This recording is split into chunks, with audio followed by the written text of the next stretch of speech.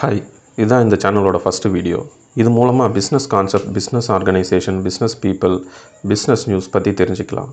இது தொழில் முனைவோருக்கு உதவியாக இருக்கும். எல்லா கம்பெனிஸ்க்கும் காலத்துக்கு ஏற்ற மாதிரி மாற்றம் அப்புறமா வளர்ச்சி ரொம்ப முக்கியம். 5 வருஷத்துக்கு அப்புறமா மார்க்கெட் எப்படி இருக்கும், 10 வருஷத்துக்கு அப்புறமா மார்க்கெட் எப்படி இருக்கும்னு சொல்லிட்டு அனலைஸ் பண்ணணும். அதுக்கேற்ற மாதிரி அவங்களோட ரிசர்ச் அண்ட் டெவலப்மெண்ட் ஆக்டிவிட்டீஸை செய்யணும். இந்த வீடியோவில் நம்ம மஹிந்திரா ரிசர்ச் வேல்யூ பற்றியும், அது எப்படி உருவாச்சுன்றதை பற்றியும், மஹிந்திரா குரூப்புக்கு அது எப்படி உதவியாக இருந்ததுன்னு பற்றியும் பார்க்கலாம். மஹிந்திரா அண்ட் மஹிந்திரா ஆரம்பத்தில் ஸ்டீல் ட்ரேடிங்கில் தான் இருந்தாங்க. இப்போ பல செக்டார்ஸில் அவங்க இருக்காங்க. Farm equipment, utility vehicles, IT, financial services, aeronautics, renewable energy, agriculture, logistics, hospitality, real estate, defence, இந்த மாதிரி பல செக்டாரில் இருக்காங்க. எல்லாருக்கும் பொதுவாக தெரிஞ்சது மஹிந்திரா எஸ்யூவிஸ், அதே மாதிரி மஹிந்திரா டிராக்டர்ஸ். 2 அக்டோபர் 1945 இந்த கம்பெனியை உருவாக்குறாங்க. உருவாக்க போகும்போது இந்த கம்பெனியோட பேர் மஹிந்திரா அண்ட் முகமது.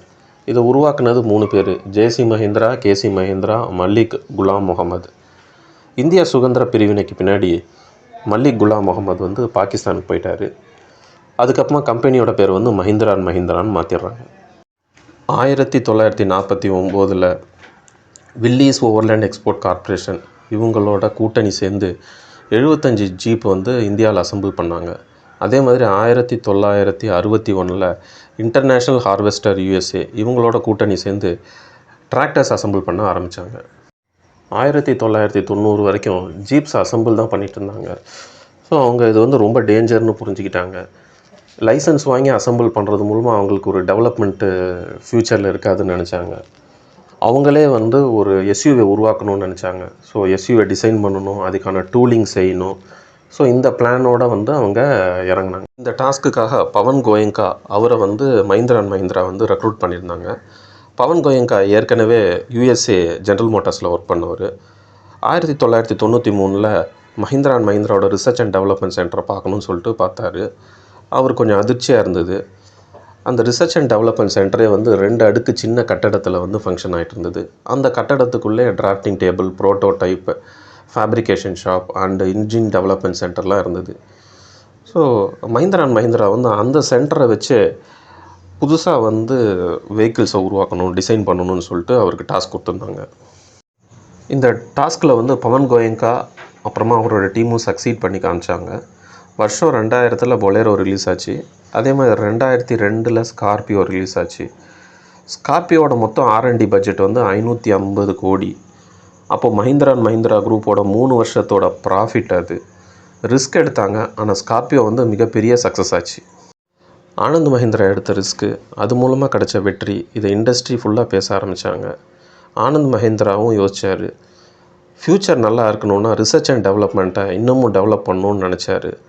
அதுக்காக ஏற்படுத்தப்பட்டது தான் மஹிந்திரா ரிசர்ச் வேலி.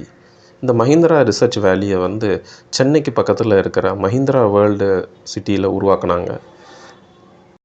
மஹிந்திரா ரிசர்ச் வேலி இதோட பரப்பளவு 125 ஏக்கர், 650 கோடி இன்வெஸ்ட்மெண்ட்டோட உருவாக்கப்பட்டது. இதை டெவலப் பண்ண ஆர்கிடெக்டோட பேர் சார்லஸ் கொரியா. இவர் பத்ம விபூஷன் வாங்கினவர். இந்த ஃபெசிலிட்டியை 2012 முன்னாள் ஜனாதிபதி அப்துல் கலாம் இனாக்ரேட் பண்ணி வச்சார்.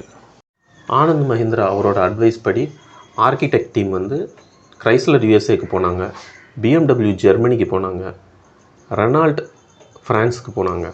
இங்கெல்லாம் போயிட்டு அங்கே இருக்கிற ரிசர்ச் ஃபெசிலிட்டியை பார்த்து ஒரு சூட்டபிள் டிசைனை உருவாக்கி மஹிந்திரா ரிசர்ச் வேலியை டெவலப் பண்ணாங்க. இந்த ரிசர்ச் ஃபெசிலிட்டியை ஹப் அண்ட் ஸ்போக் மாடல்னு சொல்லிட்டு சொல்கிறாங்க. இதில் ஆட்டோ அண்ட் டிராக்டர் ரெண்டுத்தையுமே டெவலப் பண்ணுறாங்க. இந்த ஃபெசிலிட்டியோட ஃபஸ்ட்டு ப்ராஜெக்ட் XUV 500.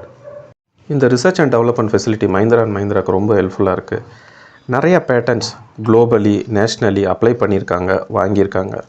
நிறைய ரிலையபிள் எஸ்யூவிஸ், டிராக்டர்ஸ் செஞ்சுருக்காங்க. அது பார்க்கறதுக்கு ரொம்ப அழகாகவும் இருக்குது. உலக லெவலில் காம்படிட் பண்ணுற மாதிரியும் இருக்குது. 1990 மஹிந்திரா அண்ட் மஹிந்திரா கம்பெனிக்கு ஏற்பட்ட ஆசை, சுயமாக கார் தயாரிக்கணும், சுயமாக டூலிங் பண்ணணும். இந்த சேலஞ்சை ஏற்றுக்கிட்ட ஆனந்த் மஹிந்திரா, அவருக்கு சப்போர்ட் பண்ண பவன் கோயங்கா, அப்புறமா அவங்களோட டீம், இவங்களோட எஃபர்ட்ஸால் இன்றைக்கி மஹிந்திரா அண்ட் மஹிந்திரா கம்பெனி பெரிய கம்பெனியாக இருக்குது. மார்க்கெட்டை முன்கூட்டியே கணித்த ஆனந்த் மஹிந்திரா அதுக்காக அவர் எடுத்த ஸ்டெப்ஸ், இது மூலமாக அவர் லெஜெண்டாக இருக்கார். இந்த வீடியோ உங்களுக்கு பிடிச்சிருக்குன்னு நினைக்கிறேன். என்னோடய மெயில் ஐடியை நான் டிஸ்கிரிப்ஷனில் கொடுத்துருக்கேன். தேங்க்ஸ்.